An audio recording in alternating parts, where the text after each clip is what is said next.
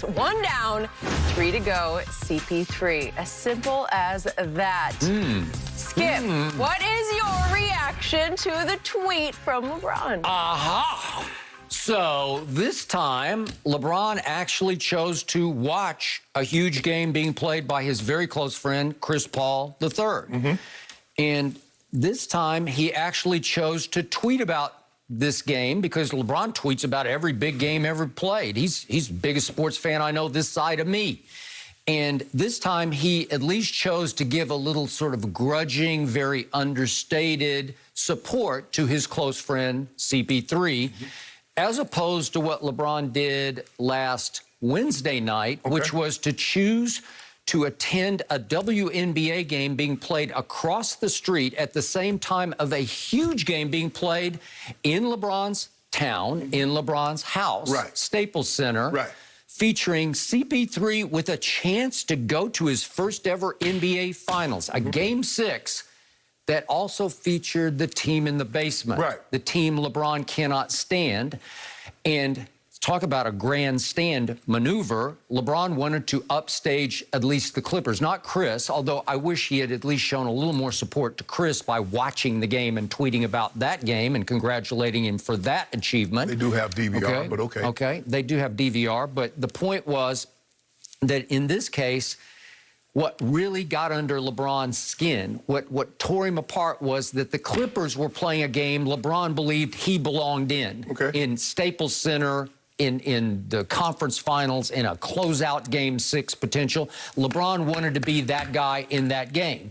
And even Shannon Sharp told me that if the Clippers had had Kawhi Leonard healthy, if Joe Ingles hadn't bumped him on that semi-fast break and knocked him a little off balance and he hadn't torn his knee to the point that he needs surgery on that knee, you told me that the Clippers would be playing right now instead of the Phoenix Suns in the NBA Finals, right? Okay. And that's what LeBron feared that night was, oh, my God, they got Game 6 at home. They're going to pull this thing off. They're going to win this game, and they're going to go back where they had just won Game 5 at Phoenix, and they're going to go do it again. So he feared the Clippers, even without Kawhi Leonard, were going to completely upstage him in his town, and he was going to have to put up with all these New Balance ads about Kawhi Town, or me calling it Georgetown, as in Paul Georgetown. And no, I have no problem with him going to a WNBA game because it's great, and he's a basketball fan, and I'm sure he's gone to an occasional WNBA game. But the point of that night was it could have been a rodeo going on at the convention center across the street, and LeBron would have gone to the rodeo and invited Dame to go along just so he could create a big internet firestorm about, ooh, is he recruiting Damian Lillard? The only firestorm it created was your mind. So you thought, so during the process, so when did you come to this conclusion? Was it before, during, or after the game last night? Well, I saw his tweet after the game. Yeah. And it was just a nice little tweet, like a grudging, like, okay, 1 down, 3 to go. It's begrudgingly. So you did, I thought that was the one thing that people say that is so hard about when you write something because the interpretation. Everybody else took it like, man, CP3, man, LeBron congratulated his friend. They've been friends for a long, long time, over 16 years. And Skip Bayless took it like he congratulate his friend after he got to his first ever finals? How you know he didn't call him? Interesting. He didn't tweet about it, and he does everything publicly on social. His whole life is social. This is what I took it. My good friend is in the NBA Finals. He won the first game. That's a great accomplishment, but you got 3 more to go. It's not the first to 1, it's the first to 4. Yep. And so you got 3 more games, CP3, and I want to be one of the first to congratulate you on a job well done last night, but you got 3 more to go. Let's not lose sight of that.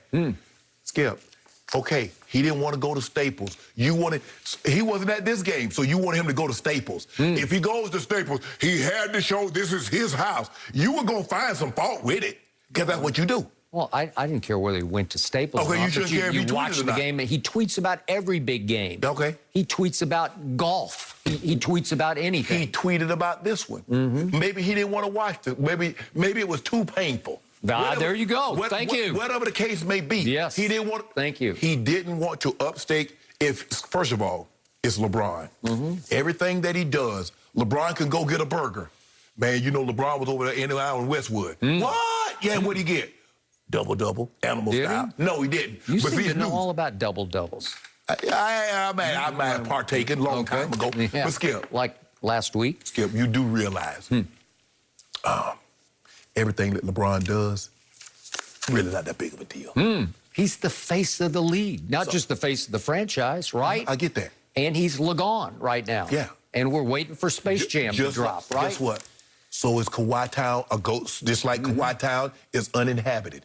Just like Georgetown is uninhabited. Just like KD is in Vegas. So he's not the only one that's gone. But you call him the GOAT, Okay. quote unquote. No, but right? you said the best player on the planet. Where's the best player on the planet? Getting ready to prep for a gold medal, to try and win a gold medal.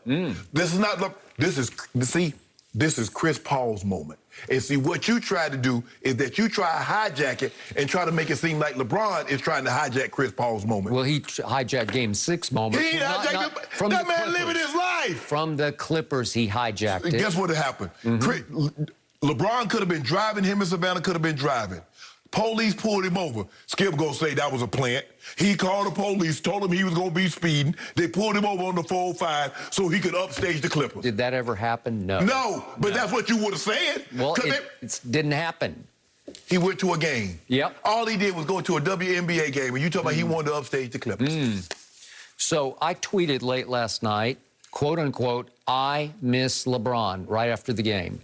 Of course you do. I miss LeBron. I think it did like 2 million impressions. You ain't got nobody to hate on now. No, I miss all of his drama king drama. So why you miss that? Who wants to be in a relationship with all that drama? This series is devoid of drama king drama, right? There are no real subplots to it. It's a great story. Chris Paul is going to win his first ring. He's going to reassert his reputation as a great leader. And it's all about Chris and the emergence of Devin Booker and DeAndre Ayton. And so it's a done deal. And it ain't no done deal. Stop doing that. People say, well, Giannis, he got hurt and he tried to play, but he wasn't quite Giannis. And it will come and it will go. A lot of people got hurt.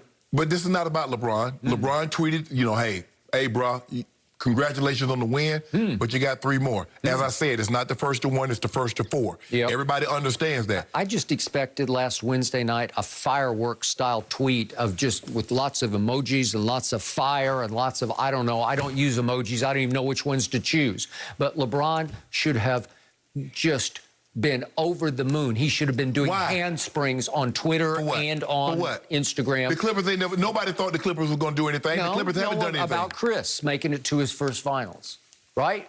No, didn't do it. Very understated. Guess what we're going to do?